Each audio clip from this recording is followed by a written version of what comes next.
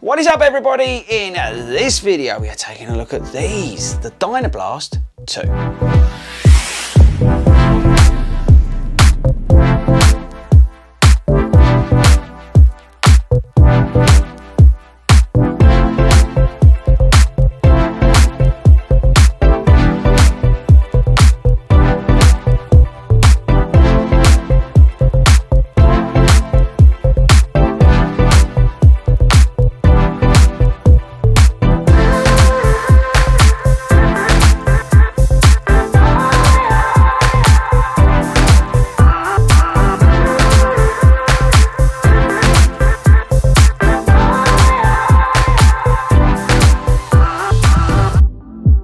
Hey, what is up everybody and welcome back to the channel. How are we all doing, people? Let me know in the comments, and while you're down there, tell me, do you like red shoes? Very interested to know about red shoes. And look at the size of this tongue, people. Look at it, it's a beast.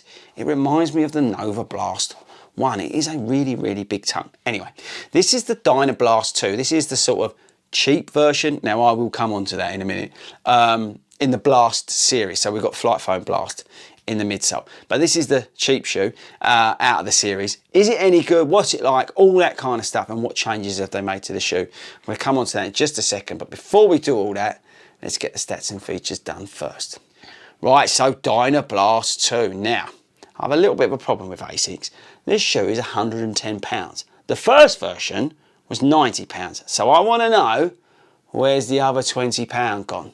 Let me know in the comments if you can tell me why they put the price up £20. Maybe it's the new knit upper that's £20 more.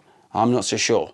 Anyway, let me know in the comments why you think this shoe is £20 more, or is it they're being a little bit cheeky trying to get away with it? I don't know. Now the Dynablast was a really good shoe because it was a, this is a bit unfair, but like a budget Asics shoe with the Blast midsole in it. I thought it was really good. Yeah, it wasn't the best quality in the world in terms of Asics. I mean, even here you got like glue shoved all over the place.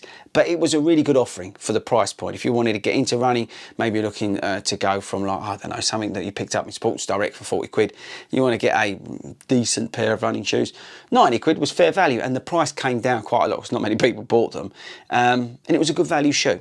So Dynablast 2, basically the big change is the upper. They've gone for this knit upper on it, which is like this stretchy material on it, and it is really nice actually. And I'll come on to that in a little bit. In terms of weight, let's do the weight. I told you the price. I think it's a Mickey tank.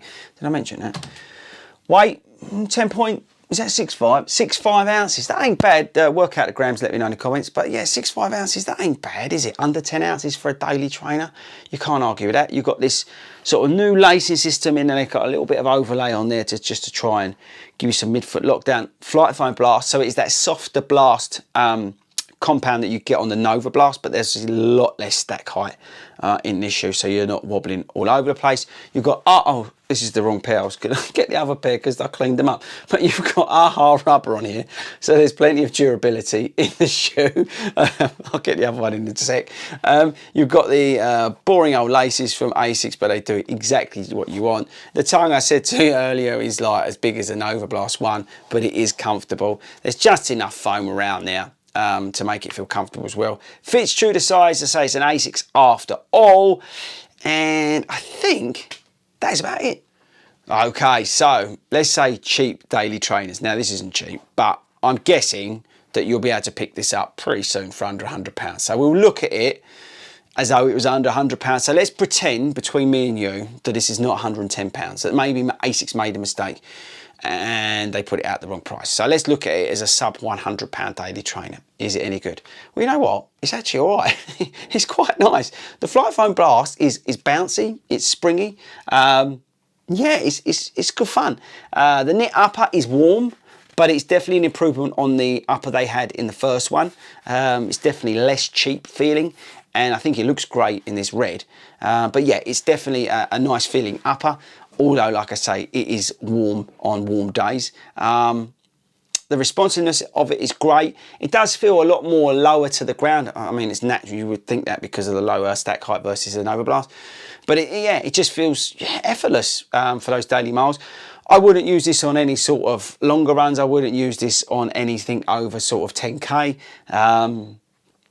I wouldn't necessarily use this for any speed work, but that said, I ran along, what was it the other day? It was we was doing some fancy run, but basically the shoe did plenty of work at my sort of 5K pace. It worked well. Yes, it wasn't lighting me up like a Christmas tree, but it was responsive enough for under £100. But the problem I have is that right now you can get shoes from Puma for even cheaper than that. And that is where I think this shoe comes a cropper, because it is a good shoe. There's nothing wrong with it. You know, it's well made by Asics. You know, the Flytefoam Blast is great. It's responsive. There's plenty of durability in terms of the outsole, all that kind of stuff. Yes, it is warm, but I don't know. There's just, you can pick up like the Puma shoes for well under £100. Like someone was saying the other day, you can get the Velocity Nitro for like 45 quid. Now that's a no-brainer versus this. And I think that is the shoe's problem.